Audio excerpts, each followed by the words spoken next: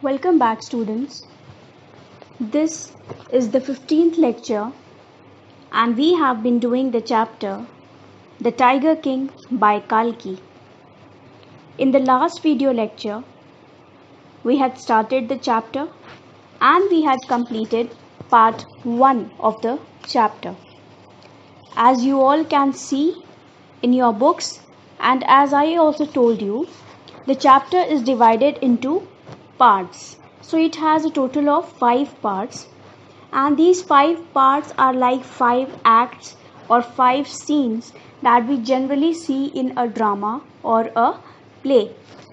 So this chapter proceeds in the form of snapshots, or you can say a kind of different kind of scenes which keep on changing, and we have to imagine the entire scenario in our minds. Okay, so the first part was a description of how the Maharaj of Pratibandhapuram was the hero of this story, and although he had many names, he was eventually called as the Tiger King. Why? Because when he was a child, there was a rumor that he had started speaking when he was just 10 days old, and he had questioned the astrologer of the palace in which he was born, and he had questioned the astrologer and he had asked him a very intelligent question, and when he was told that he would be killed by a tiger, then he was not at all afraid of this future, but in fact he had roared in his voice and he had said that all the tigers should beware of the crown prince. So this was indeed a very brave thing, but it is also somewhat unbelievable, and as the writer tells us that it is a kind of rumor. तो अभी तक की story में हमने जो भी देखा first part में, वो एक पास्ट का एक नरेशन था जो हमको राइटर बता रहे थे कि उनकी लाइफ की जो टाइगर किंग के जो पूरी लाइफ थी उसमें सबसे इंटरेस्टिंग पार्ट कौन सा था कि उनकी लाइफ एंड कैसे हुई, how did he die, because the chapter begins with this prophecy यानी जो फ्यूचर टेलिंग जो है, तो ये जो प्रोफेसी की थी एस्ट्रोलॉजर ने उनकी डेथ के बारे में, वहीं से चैप्टर स्टार्ट होता है. तो डेथ जो है टाइगर किंग की, वही और उसका जो रीज़न है उनके डेथ का, that he will be killed by a tiger. Okay, so this continues to hover around in the chapter. ये चैप्टर की पूरे एटमॉस्फेयर में ये उसकी डेथ जो है एक काइंड ऑफ लूम करती नज़र आएगी हमें, ठीक है, और धीरे धीरे हम उसके नज़दीक पहुंचेंगे and eventually we will see how he dies.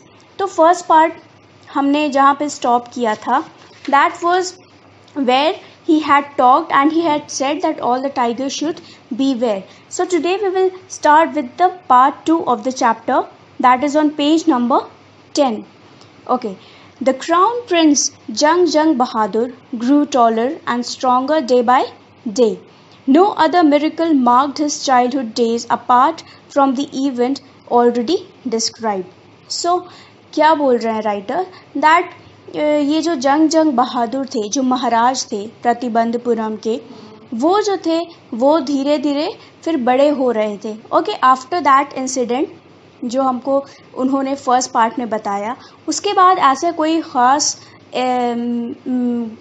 Incident नहीं हुआ उनकी लाइफ में जो नरेट करने लायक हो.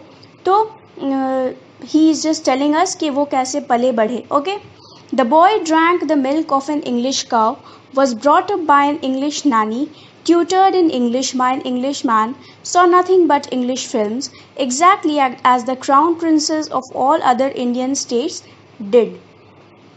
So, ये जो पूरा जो डिस्क्रिप्शन है कि वो जो दूध पीते थे जब वो छोटे थे, when he was a young boy, when he used to drink the milk, that was of an English cow. ठीक है, वो एक ऐसी गाय का होता था जो इंग्लैंड में रियर की गई होती थी, ठीक है, जो अंग्रेज़ों ने पाली होती थी. ओके, सो इंग्लिश काव का दूध वो पीते थे. And he was brought up by an English नानी. नानी is a kind of governance, जो बच्चों के साथ जो मेड रहती है उसको नानी बोलते हैं, ठीक है। सो उनकी जो देखभाल कौन करती थी, एक अंग्रेज लेडी करती थी। So she was his caretaker. Then he was also tutored in English by an Englishman. तो उसके जो इंग्लिश के उसको जो पढ़ाने आते थे, उसके जो टीचर थे, जो क्राउन प्रिंस के जो टीचर थे, वो भी एक इंग्लिश मैन थे, okay. And he saw nothing but English movies. और जो वो सिनेमा देखते थे, टीवी देखते थे, तो उसमें भी वो सिर्फ इंग्लिश मूवीज़ देखते थे।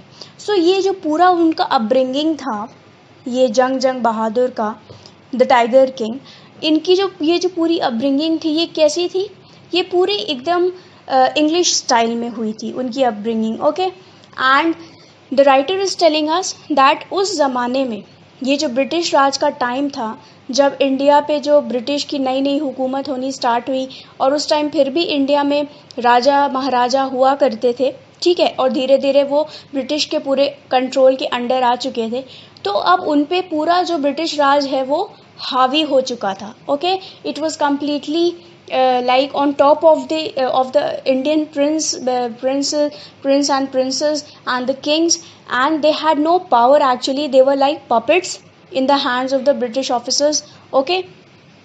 सो सारी जो इनकी लाइफ स्टाइल है, ये इंडियंस की जो इस टाइम लाइफ स्टाइल हो गई थी, they were completely influenced by the Britishers, okay. And so even this crown prince was brought up in that manner. When he came of age at 20, the state, which had been with the coat of wars until then, came into his hands. So when this Tiger King, when he came of age means when he grew up and वो इतने बड़े हो गए that he could take care of the entire kingdom, वो अपने पूरा अपने palace का सब काम संभाल सकते थे. So he was handed over, ठीक है. उनको पूरा जो स्टेट है उसका जो काम है and everything that was handed over to him as he had grown up and now he was capable of handling everything. So when he was given to him, he assumed the sole title of the supreme head of the state. But everyone in the kingdom remembered the astrologer's prediction. Many continued to discuss the matter. Slowly it came to the Maharaja's ears.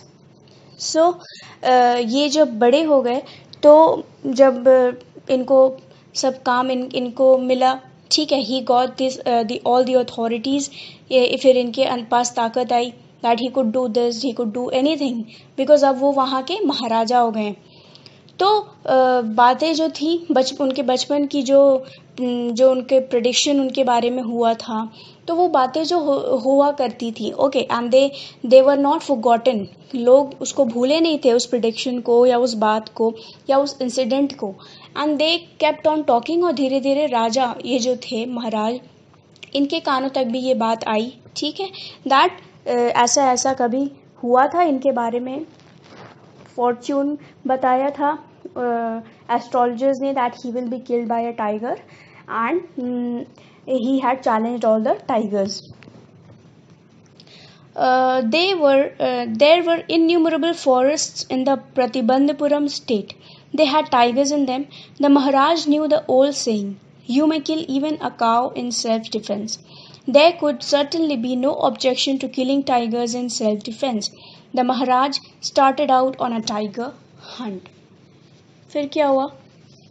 महाराज जो थे, वो जिस area के king थे, ruler थे, प्रतिबंधपुरम के, उस state में बहुत सारे टाइगर्स थे, ठीक है, उसके जंगलों में बहुत सारे टाइगर्स थे. एंड महाराज जो थे, उनको एक पुरानी कहावत याद थी, which said that you can even kill a cow in self defense. तो कि आप अपने प्रोटेक्शन के लिए, आप अपने आप को बचाने के लिए आप इवन एक गाय को मार सकते हैं, ठीक है, अगर आपकी जान खतरे में है तो you can kill even a cow. तो काउ जो है वो बिल्कुल हार्मलेस एनिमल होता है, ठीक है, it is a completely harmless animal which doesn't do anything, it has its own work. गाय का काम है चरना, वो चरते रहती है, वो किसी से ना झगड़ा मोलती है ना कुछ करती है, okay. They are very peace loving creatures. तो ये बोल रहे हैं दैट जब एक गाय को मारने का अलाउंस है, तो फिर एक टाइगर को हम सेल्फ डिफेंस में तो मार ही सकते हैं. Okay, that is really an animal जिससे हमको बचना है. वो वाकई में जानलेवा हो सकता है हमारे लिए. सो ये एक्सक्यूज़ ये राजा जो है, ये एक्सक्यूज़ ये अपने समझ कर इसको ही takes this as an opportunity to kill the tigers one by one. और जो इन बचपन में इनके बारे में जो प्रिडिक्शन हुई थी, ये उस प्रिडिक्शन को सच ना होने देने के लिए अब ये एक टाइगर हंट पे मतलब he embarks on a tiger hunt कि अब ये जितने भी वहाँ पे टाइगर्स हैं सबको मारना स्टार्ट करेंगे. The Maharaj was thrilled beyond measure when he killed his first tiger. He sent for the state astrologer and showed him the dead beast. तो इन्होंने जब सबसे पहला टाइगर मारा तो ये बहुत ज़्यादा खुश थे. ओके, एंड ये इतने ज़्यादा खुश थे, कोई लिमिट नहीं थी इनकी खुशी की, कि इन्होंने क्या किया, उस टाइगर को मारने के बाद उसकी जो डेड बॉडी है उसको किसको दिखाया, उस स्टेट एस्ट्रोलॉजर को दिखाया जिसने इनके बचपन में भविष्यवाणी इनके बारे में भविष्यवाणी की थी, इनका फॉर्च्यून बताया था. Okay, so he showed him that dead beast, that dead tiger. What do you say now? He demanded. Your Majesty may kill 99 tigers in exactly the same manner, but the astrologer drawled.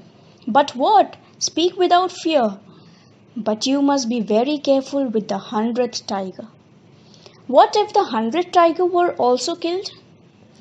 Then I will tear up all my books on astrology, set fire to them, and I shall cut off my tuft, crop my hair short, and become an insurance agent, the astrologer finished on an incoherent note. So, क्या conversation हो रही है astrologer से महाराज की. महाराज जब दिखाते हैं उनको that he had killed his first tiger और उसके जो डेड बॉडी है वो उनके सामने है. सो वो बोलते हैं कि आप क्या इस बारे में कहते हैं, I killed a tiger. So what the astrologer says कि आप इसी तरीके से 99 टाइगर्स मार सकते हैं, बट जो 100th टाइगर होगा उस टाइगर से आपको बच के रहना. You must be very careful with that 100th tiger. Okay, so the Maharaj says what if I kill even the 100th tiger, अगर मैं उसको भी मार दूं तो. सो द एस्ट्रोलॉजर सेज तब मैं क्या करूँगा, तब मैं अपनी सारी एस्ट्रोलॉजी की जो किताबें हैं, जो भी मेरे पास बुक्स हैं अपॉन ऑल दिस एस्ट्रोलॉजी, और ये जो पूरी जो स्टार्स की स्टडी है, ये जो बर्थ साइंस और राशि और ये सारी जो स्टडीज़ हैं, मैं इन सब की जितनी भी किताबें हैं, जितनी भी पोथी है, सारी मैं फाड़ दूंगा एंड मैं उन पे आग लगा दूंगा. ओके, एंड और क्या करेगा chief astrologer, he says he shall cut off his hair, वो अपने सर के बाल मुंडवा देगा, ठीक है, या बाल छोटे करवा लेगा, एंड वो एक इंश्योरेंस एजेंट बन जाएगा. फिर वो ये सब एस्ट्रोलॉजी फ्यूचर बताना एंड ऑल दैट, ये सब काम वो बिल्कुल त्याग देगा, बिकॉज उसकी जो प्रोफेसी है वो गलत साबित हो जाएगी. Okay, so this is what he promises to the Maharaj of Pratibandhapuram. Okay, now we move on to the part 3rd on the same page. From that day onwards, it was celebration time for all the tigers inhabiting Pratibandhapuram. The state banned tiger hunting by anyone except the Maharaj. A proclamation was issued to the effect that if anyone dared to fling so much as a stone at a tiger, all his wealth and property would be confiscated. So, जिस दिन ये बात हुई, जिस दिन राजा ने first tiger मारा और उसको एस्ट्रोलॉजर को दिखाया और एस्ट्रोलॉजर से ये बात हुई एंड एस्ट्रोलॉजर ने कहा कि आपको 100th टाइगर से बचना है एंड अगर आप उसको भी मार देते हैं then I will leave this profession and I will do whatever he promises. Okay, so उस दिन के बाद से राजा जो है वो बिल्कुल अपने टाइगर हंट पे बिल्कुल रिजिड हो जाते हैं और वो क्या करते हैं कि सब टाइगर्स को वो सिर्फ खुद मारने की परमिशन रखते हैं एंड वो बैन कर देते हैं टाइगर हंटिंग अपने स्टेट में, दैट अगर कोई भी मारता है, किसी भी टाइगर को मारता है तो उसके ऊपर फाइन लगेगा। कोई एक टाइगर को एक पत्थर तक नहीं मार सकता है, ओके, क्योंकि अगर वो ऐसा करेगा तो उसकी सारी वेल्थ, उसकी सारी प्रॉपर्टी राजा के दरबार में चली जाएगी और वो बिल्कुल बेकार हो जाएगी उसकी पूरी life. Okay, so all this was the punishment that would be meted out to anyone who would in fact kill any tiger in that state. Okay, so this proclamation was issued, and after that only the Maharaj was allowed to kill the tiger in that state of Pratibandhapuram. So this is where we stop today, and from here we hope to continue in our next video lecture. So please keep reading the chapter, and until then, thank you. See you.